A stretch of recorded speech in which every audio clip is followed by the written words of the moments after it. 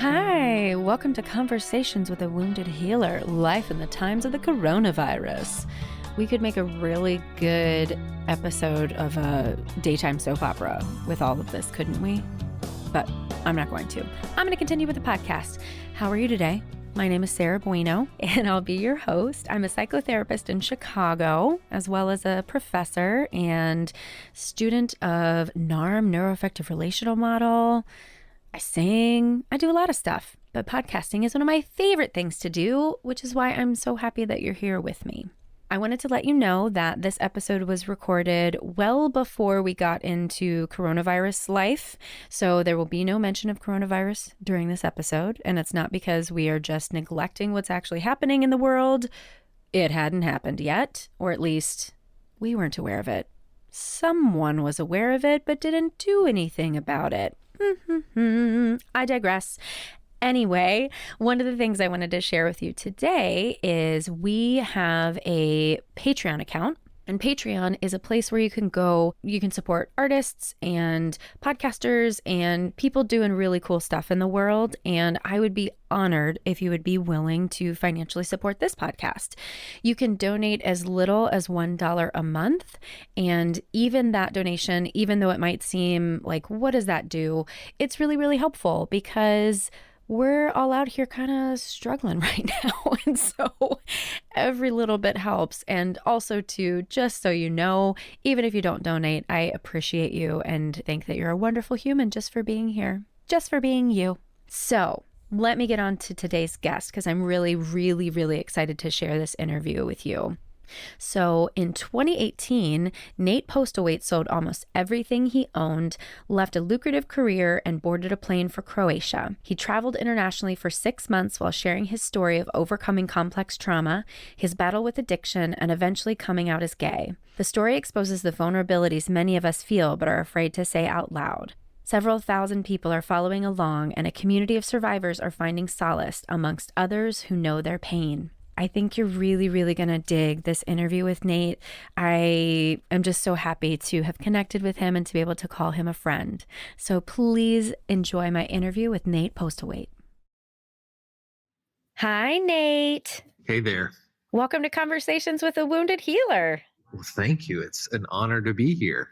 Oh, I'm so excited. I love when I find new folks on Instagram and then they tell me it's an honor. I'm like, no, but no, I've been following you for a long time. It's an honor for me to have you here.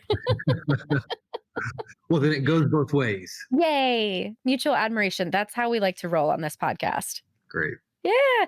So I found you on Instagram and you are at the other side of saved. Correct. On Instagram. And I started following you. I can't even remember what you probably came up with the hashtag that I followed at some point. And I was just like, I like what this friend has to say. And then just kept following you. And now I can't remember how we started this conversation, but you'd posted something about trauma.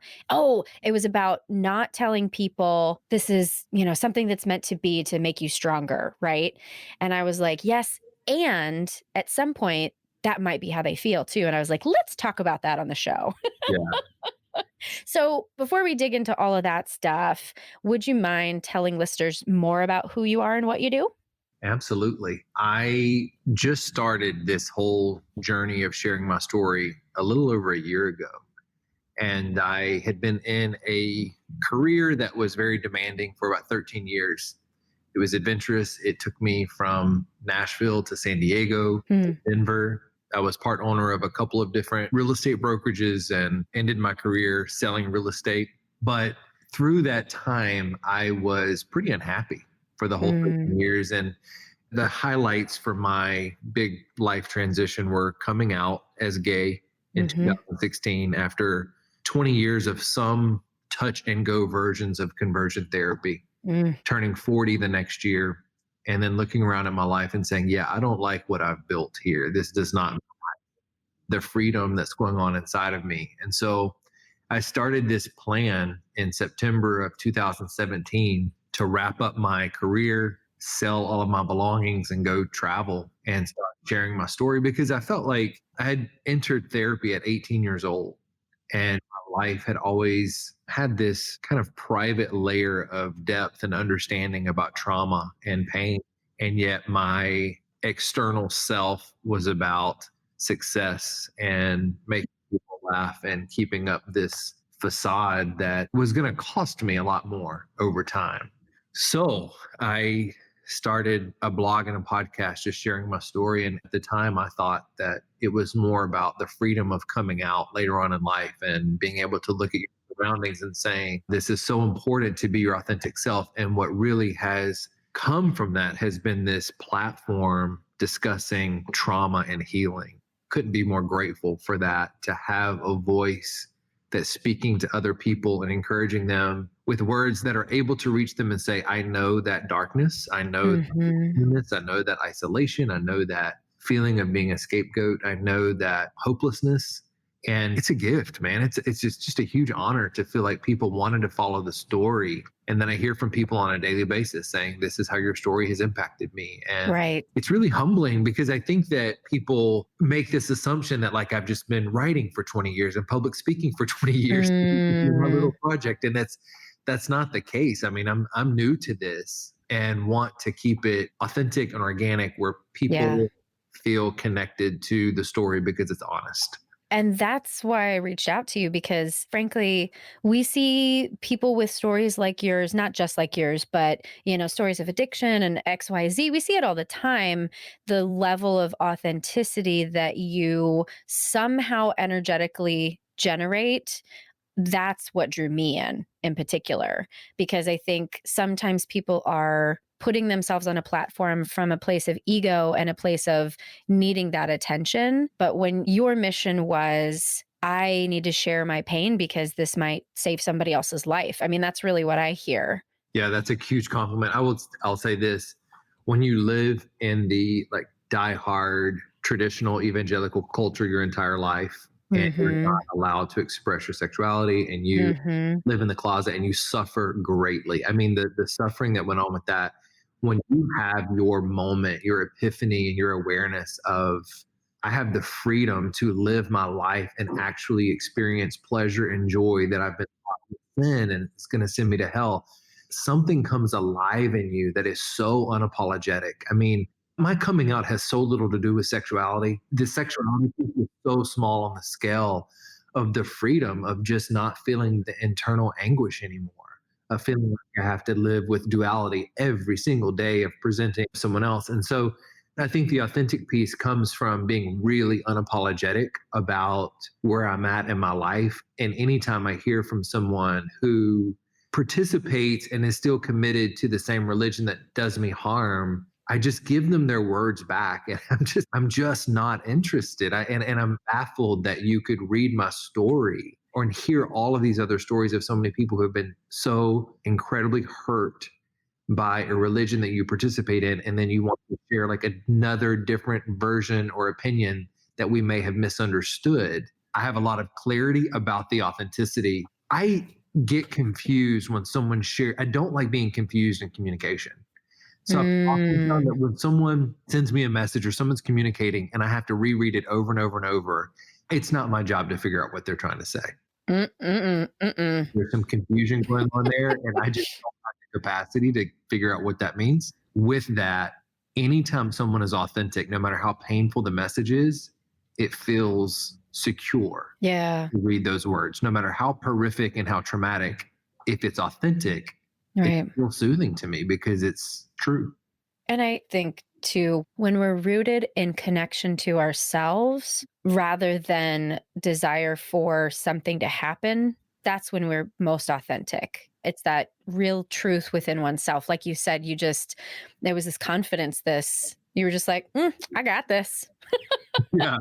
I think too, like with all of the inner child work and younger self work, there's no way I'm going to let my 13-year-old self or 6-year-old self down. I have paid my dues to ignorance and unconsciousness, and I will not do it another day. I just won't do it. We are waking up, my friend. Well, let's dig into some of that history that you'd be willing to share with listeners. So I'm curious, I grew up religious myself, though not evangelical. I feel like evangelical is a whole nother level of shame heaped on top of religion. So at what age did you start looking around and going, I don't know if this is for me because I don't know if they like the real me. It's interesting. I had this really confusing naivety that held me there for a long time. I Mm, stopped going to church and participating in church probably in my early 30s. I felt like something was wrong with me, but I would go to church mm, and felt like I was having to disconnect with myself in order to yeah. participate in what I was hearing and understanding. And I would leave angry often. Ooh. And I still thought that it was just something wrong with me. And I would church hop and I would do community Mm, groups. And I think even hearing the language, there's an entire language that you speak when you're an evangelical Christian, like he's anointed, called to ministry, God's mm, plan, like all of this stuff that just over time I was like, yeah, I can't fit any of this into my world. I'm barely surviving right now. And I think that it was just over a decade that I had a nervous breakdown. And that was the first time in my life I looked at religion and I looked at everything that I knew and understood about Christianity, and it was not reaching me at all. And I was mm, trying so much harder to do what it took to heal what was going on inside of me. And everything that I ever been taught about prayer and Bible verses and memorizing Bible verses in Christian community, it wasn't reaching anything. And I wish someone at that point had said, your brain is altered from so much trauma and we need to have you medicated. We need to have you with a professional who's not telling you, to pray harder and connect harder with God. Like, this is very serious what's going on with your brain and your body. That began my journey through trauma work. And when you're starting to do trauma work and your entire being has been invested in being a Christian and that being your identity, the two start to collide. yeah. Because I Hmm. finally got to a place where I was like, okay, I'm doing EMDR, I'm having my brain heal, and I'm feeling so much better. And this had nothing to do with prayer. This had to do with the fact that my brain has marked this really traumatic event. So I would say that the seeking mental help was probably the help and health was Hmm. probably my first step to looking at religion as a whole, just saying, yeah, I don't know that this is the right fit for where I'm headed. Hmm. And it's denial really is what that mechanism is, right? That this is what you're told your whole life. The system is denying a lot of people's reality, right? Like for some people that does work and they can live lovely, wonderful lives. But when you're asked to, like you said earlier, disconnect from yourself, you're living a lie and you're expected to participate in the lie. And at some point, your body pushes back, which it sounds like that was what you're calling the nervous breakdown, right? Yeah, that was after 13 years of therapy. And tell me about like conversion therapy, honestly, is the most horror movie type situation I can think of. Psychological torture is, I think, way worse than physical torture. And so I'm really curious what the fuck happened there. You can Yeah, cuss on here, by the way. I forgot great, to tell you. great. Well, that's fucking phenomenal because let me tell you, I am mad about conversion therapy. So when I'm writing, I've got 16 posts on my blog and podcast. And the conversion therapy piece, I would have to stand up in my kitchen and my hands would shake Oh, so God. severely and I could not catch my breath that I would have to pace back and forth in my home to Mm, just calm down because I would get so angry about the words that I was writing, about what they did. hmm. I was 19 and my entire introduction to conversion therapy was through I was a missionary with YWAM. I was, out to please God and hopefully escape what I felt going on inside of me, which was so much confusion. Right. Let me back up and address this one piece because I think this is incredibly important. There was mounds of sexual abuse in my childhood, but a key Hmm. piece of that sexual abuse was from 12 to 14, and he was 36 years old. Was he in the church? He was not complete stranger, very bizarre situation. But this is what really angers me is in this particular situation, when I was on the mission field, it was the first time I had been in a safe environment where I went to bed at the same time every night, woke up at the same time every morning. Mm. There wasn't a lot of chaos, there was structure, and that was really good for me. But because I'd never had that, things came to the surface really quickly. Right. When the mind quiets, things bounce back. And truly, Mhm. I had never had experiences like that in my life before. So Mm. I grew up in complete and total chaos. So Mm-hmm. I shared with my dorm dad what had happened at Mm. 12, Oh my 13, and God. 14. And, you're already so confused about sexuality and sexual abuse. Mm-hmm. And his response was that I needed to repent for being involved in sexual. No, fuck that shit. Yeah. So you've got this incredibly Ugh. vulnerable 18-year-old who is thinking that it was probably his fault on some level, as Right. all sexual abuse victims believe. Like, Mm-hmm. we're not made with a language or a default mentality that says, well, there's no way this was my fault. This was really inappropriate. That's not how it Mm. works. To make sense of it, we have to believe that we somehow wanted it or created it. Right. That really primed me to then move right into conversion therapy, which my parents were very adamant that this is your next step. And so my experience was going through the Exodus conferences, every book, every workbook, the weekly support group, even the conversion therapy camp in Memphis, Love in Action. I went there briefly and ended up, luckily they did not accept me into their program, but just a few days that I was there, the damage that they did from the psychiatric evaluations, the stuff that they wrote on paper to destroy your mind and just tear you apart. So I don't want to spoil the end of the piece that I wrote on conversion therapy. Go check it out. Uh-huh. Okay, cool. Great plug for the website. Love it. Yeah, but here's the kicker that I want people to understand about conversion therapy in the Christian culture. This is a beef that I really have. The guy who led that conversion therapy camp, Love in Action, he was pivotal in a lot of the damage that was done to me the day I was there. Mm-hmm. And after Love in Action was closed by the feds because of an investigation, Mm-hmm. and they were found guilty of so many things, it shut down. Well, then the guy who led the program comes out as gay. And the gay Christian culture has fully embraced him and said, oh my gosh, you're forgiven. We're bringing you in, whatever. And this is the issue that I have is, first of all, no one has Mm. the right to forgive him on our behalf. No one. You're right. There are 700,000 people that have gone through conversion therapy. And even I was invited to do a specific interview on a podcast with this lady whose son is gay and she's got this huge voice in the gay Christian culture. And Hmm. she was posting her support of his writings. And I challenged her and I said, what are you doing? Like, Wow. do you understand? And she was like, everybody deserves forgiveness. And I was like, but it's not your place. Right. You're not the one who gets to forgive. Yes, and it had your son ever been in that program, you'd look at this completely different. This is not a religious issue. And him coming out as gay is the same thing that Kevin Spacey did. Kevin Spacey got caught Mm-hmm. abusing, molesting a young boy, and his career was completely over. This guy has abused people through Love in Action for years. Him being involved in Love in Action and causing all of this damage has nothing to do with being gay. Exactly. I mean, it's just like when people say, like, oh, gay people are child molesters. No, no, no, no, no. Child molesters are child molesters. Absolutely. Molesting a child has nothing to do with Nothing sexuality. to It's do. just No, about control. exactly. So I think that too has been very disheartening for this platform to be built and just see people like that particular situation. I'm just like, you are legitimately promoting someone's work who has done so much harm right in front of Right. your face, still not aware of what that means and what that's doing.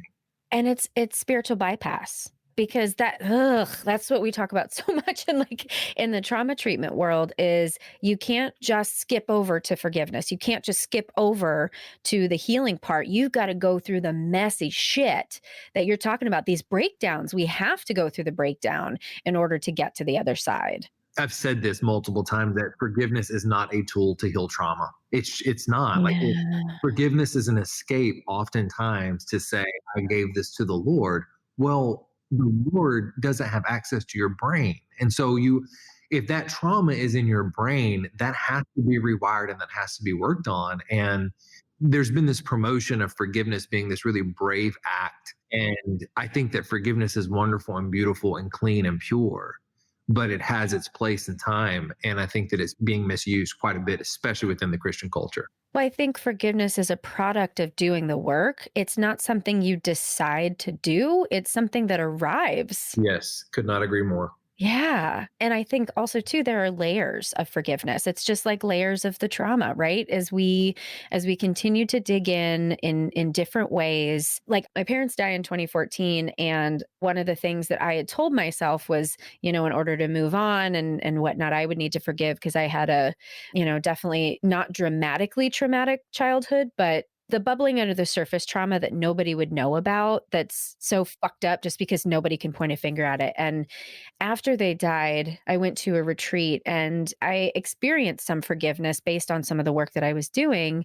And then now, almost 6 years later, I'm digging back into my trauma and I'm getting mad for the first time because I wasn't really mad before. I was just hurt. And I felt more like an entitlement of why didn't you give me what I deserved? And now I'm experiencing that depth of anger that is justified based on somebody hurting you for a lot of years. Well, and then losing them in the same year. I mean, that's pretty traumatic itself to know that those relationships are gone at the same time. I mean, that grief had to have been overwhelming. It was really fascinating. And for me, it created space for a spiritual awakening of sorts because I couldn't not believe that there was a reason for that. And that kind of comes back to the question at the beginning. So the way that it made me feel better to move through the world was believing that they had to die in the same year because there's something important in that for me. And what I've really thought about since seeing your post is really the importance of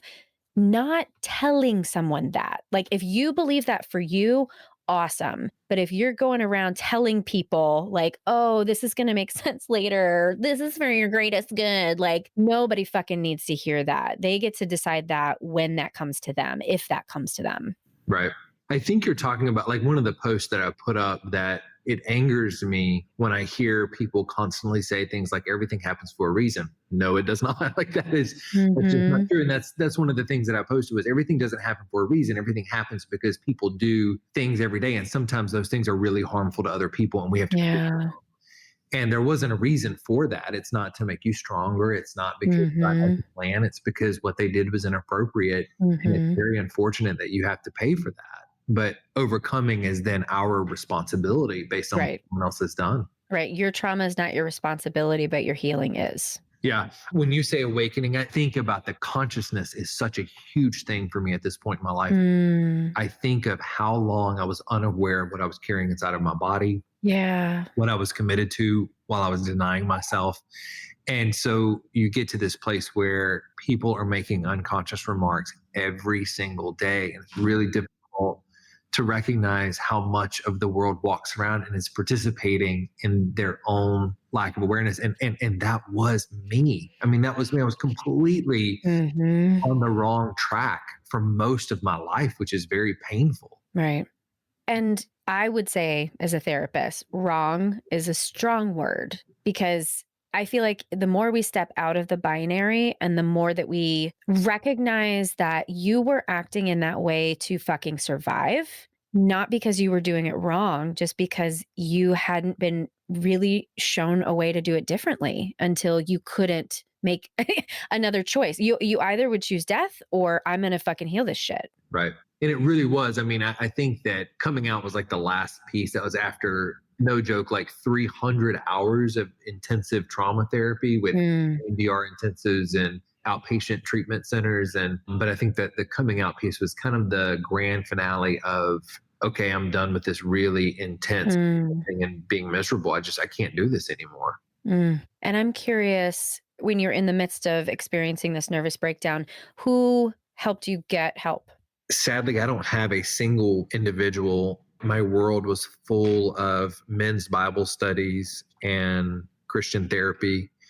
And during that time, I saw my therapist every Wednesday at 1 o'clock, and I would just hang on for those appointments. Mm.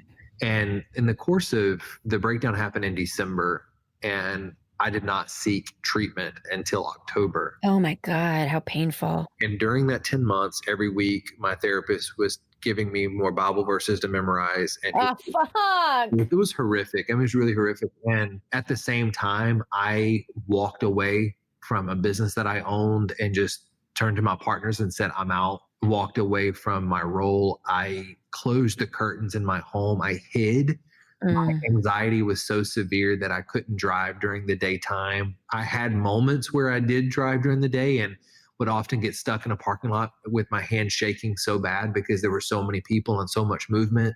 I gained 50 pounds. I accrued an enormous amount of debt because I stopped living.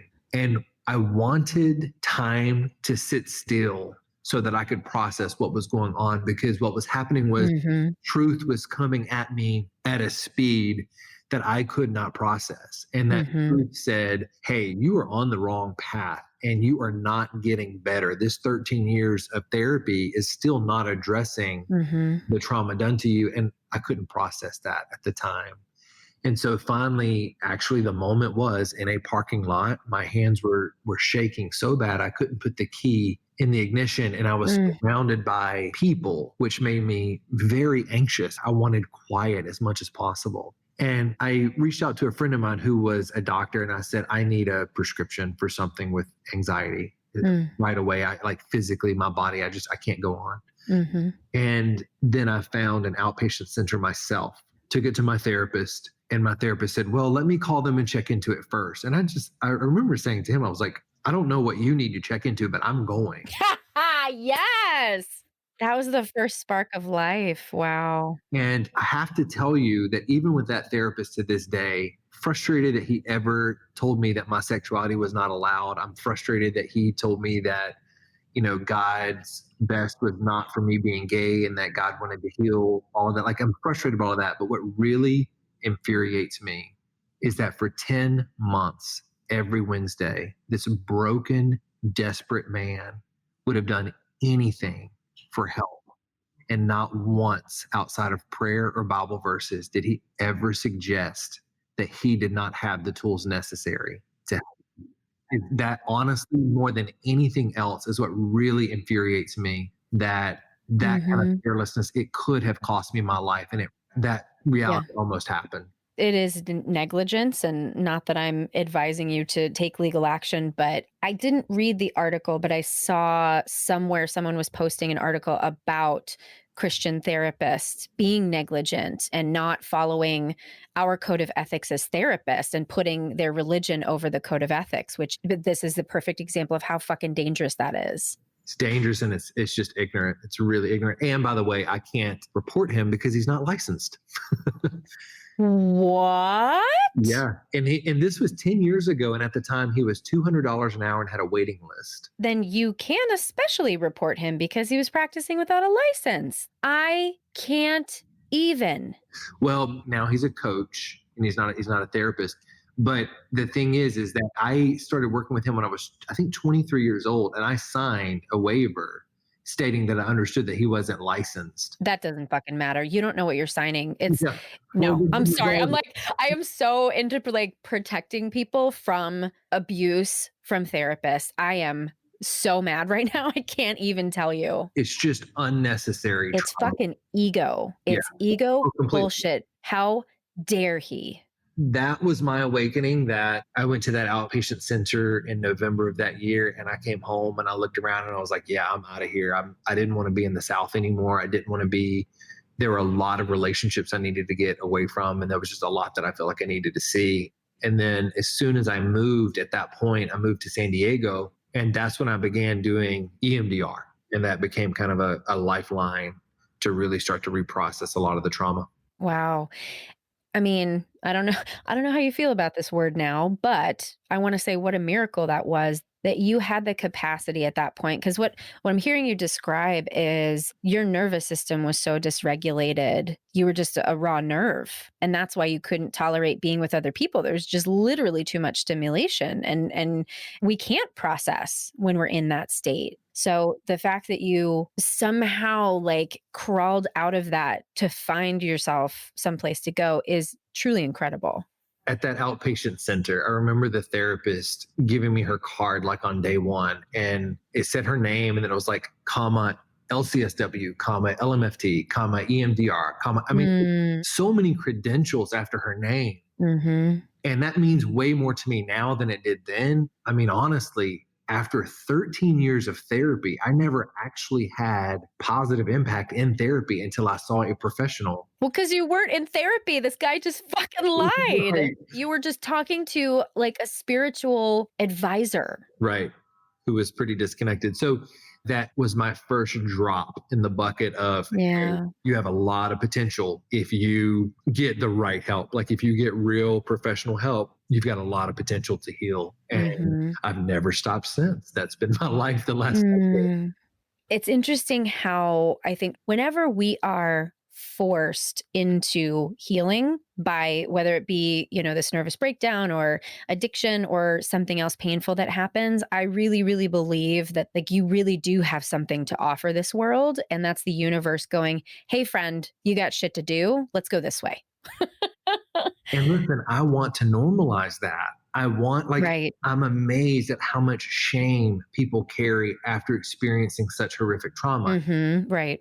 I say people as if that was Right. my Right. experience. Like I think about the amount of shame. It could have been like a soft breeze to tell me this was all your fault. That's all it took. I believed everything was my fault, all of it. And so I think that what I want to normalize when we talk about these things is when someone says, hey, but I'm a binge eater. I have to take medication for this. I'm now this. I'm addicted to this. It's just like, of course you are. Of course. Exactly. More survival. Everyone who's had that particular scenario ends up in a very similar situation. That is very, very normal. Is it healthy? No. But once the trauma is addressed, it makes such a huge impact. And I think that that's another big thing for me. Is I went to a lot of programs and different things that were addressing symptoms and not the problem. And I also had a problem with that where it's like, look, when you address trauma at the root, good stuff happens. Life changes and things become manageable in incredible ways. Yeah. The phrase is trauma is a normal response to an abnormal situation. Yes. Well, what you just said is a great segue into the question of whether or not you would consider yourself a healer. He laughs. I think that's probably the greatest compliment. There's such a misperception that I think people have about my life, like, where I've been, what I present to the world, what I've been known for, success and humor and these different things. And beneath that was this person who felt so worthless, so out of place, and so lost, and so apologetic about who he was. And now all I'm doing is sharing my story and the parts that have become truth for me, or the parts that I'm trying to make truth for me. And to see other people respond to that and find comfort in that is a gift that I have a hard time putting words around. And I don't ever want to lose that focus, because even in this scenario, because the following has grown so quickly and other people have come along and supported it and sent people my way, and I'm grateful for that. But even in that, there's this mentality that people want to idolize someone and say, this and this. I don't want that. Right. I want to empower other people to do their work, not be dependent on mine. Right. Yeah. As soon as you get any sort of platform, there's just so much that's projected onto you.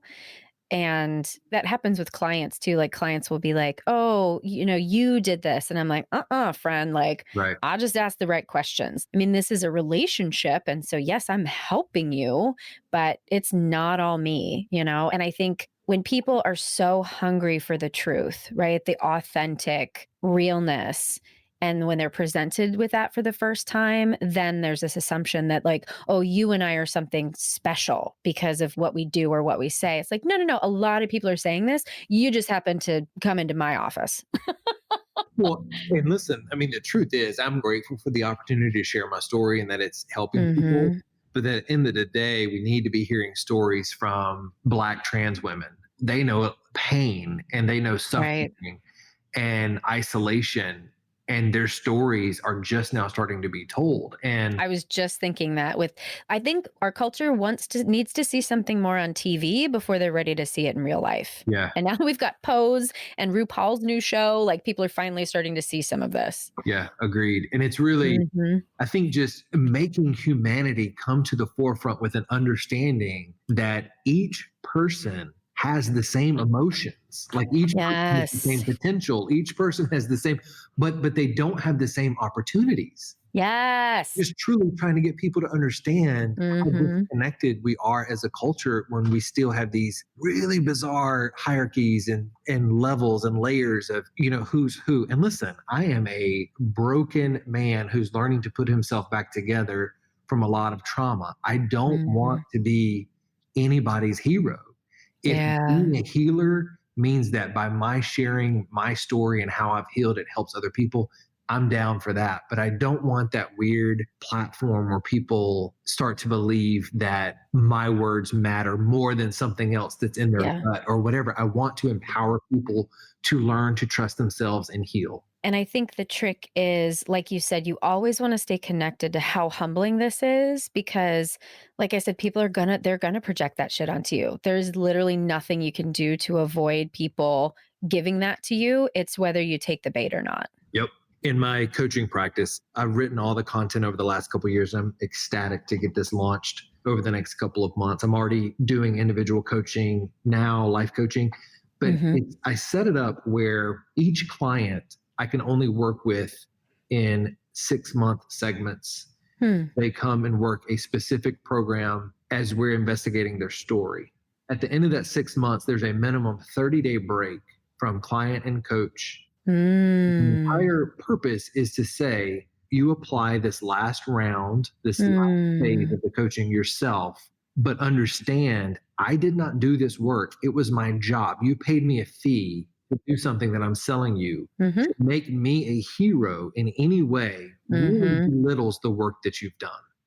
They're giving away agency. Yeah. When you do your own work, you're able to step in and defend your younger self. You're able to go rescue your younger self. Mm. You're ready to embrace your day as it is. It enables you to live authentically. If you're looking at another human and thinking they did this, no one has that capacity. I had no Right. idea how passionate I was about this. Apparently, that's very strong to me. Yay. It comes from a very innocent Yeah. 25-year-old in me who thought that my counselor had all the answers. Yes. That's why I was paying him $200 an hour. That's where it's just like, I don't ever want to do that to someone. Yeah. Well, I'm curious how the term wounded healer strikes you. Also a compliment. I don't think you can help someone heal if you don't know your own. I posted recently one of the best things you can ask your therapist when interviewing therapists, do Yes. you see a therapist? Yes, that's exactly what I say. I'm like, never trust a therapist who doesn't go to therapy. Would you believe that there were 2 therapists who just really had a strong reaction to that, went on and saying, that is a boundary violation for me and blah, blah, blah, blah, blah. And I said, well, you're missing an Nope. opportunity to tell your client that you're human.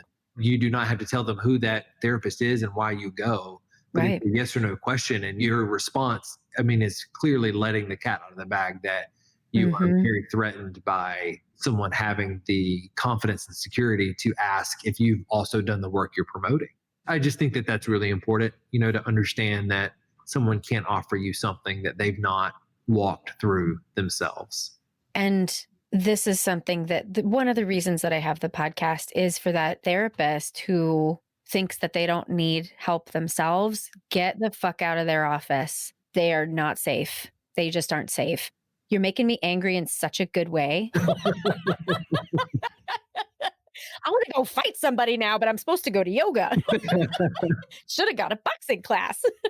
What we're talking about is so senseless. I think that's what's so Yeah. frustrating. But there are so many people that respond to some of my messages and they're like, that is awful that this happened to you. And I'm like, and it's still happening. And it's still This is happening. very common. This is not some really unique thing that happened to me because I lived in Nashville. Like this is very Right. common, especially within the Christian culture. This stuff is still going on a daily basis. It's built in to your survival in that culture. Right. Right. Well, speaking of mad, I'm mad at the clock because we are coming close to the end of the hour and I think I could talk to you forever and ever and ever, but want to respect your time. So just in closing, is there anything that we didn't talk about that you really want to make sure that you say to listeners? If something I said strikes a chord in you, please pay attention to whatever that is for you. We often think that someone else's story, we either think that we're being compassionate for them or we're impacted by something they're said, and we often forget it's because it Yeah. identifies or mirrors something very specific in us. So just think about if there's something that was said that strikes a chord, be curious about what that mirrors in your story. Yeah. And there is help. There's always help. Yeah, if you're listening to this podcast, then you obviously have access to all of the 100+ people who've been interviewed here who are in healing type professions. Obviously, you can go to Nate's website. We're at Head Heart. We're happy to help people out. So there is help. There is support. You are not alone. Well, Nate, you are a treasure. And I'm so grateful that you answered my I slipped into your DMs and you answered. And then that we had this conversation. It just like I said, you made me angry in all the right ways and makes me even more fired up about all the work that needs to be done in my profession. Good. That's kind of anger. Right. Well, thank you. I just appreciate you so much. Yeah, this has been great. I really appreciate the conversation. Thank you, Nate, for being on the podcast today. I so appreciated that conversation. If you'd like to learn more information about Nate, we have all of his stuff and the ways you can get connected with him on our website at www.headhearttherapy.com/podcast.